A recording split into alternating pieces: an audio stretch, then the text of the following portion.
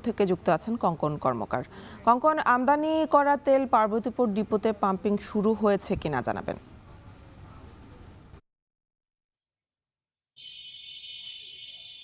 এখন যেটি বলছিলেন আছে কিন্তু পার্বতীপুরের যে তেলের ডিপো বাংলাদেশ পেট্রোলিয়াম কর্পোরেশন এখানে কিন্তু কথা বলছিলাম এখানকার কর্তৃপক্ষের সঙ্গে।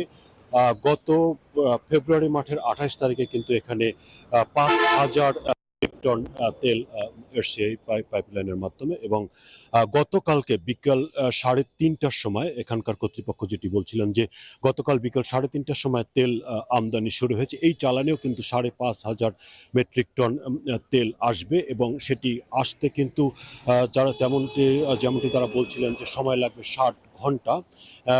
সে অনুপাতে আপনার দেখা যাচ্ছে যে আগামী দুদিন কিন্তু এখানে টানা তেল আমদানি চলবে। আমার হাতের বাম দিকেই কিন্তু এই পাইপলাইনের মাধ্যমে যে তেল সেখানে এসে তেল কিন্তু জড়ো হচ্ছে এবং এখান থেকেই কিন্তু আপনি জানেন যে উত্তরাঞ্চলের যে রংপুর বিভাগের যে ৮ জেলা সেখানে কিন্তু তেল সরবরাহ করা হচ্ছে। এই তেলের আপনার ঘাটতির কারণে কিন্তু কৃষি কাজেরও যাতে কোনো সমস্যা না হয় সেজন্য কিন্তু এই তেল আমদানির উদ্যোগ নেওয়া হয়েছে।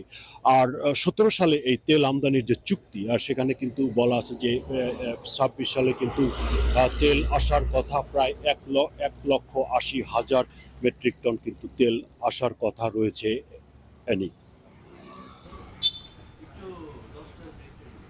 ভারত থেকে জ্বালানি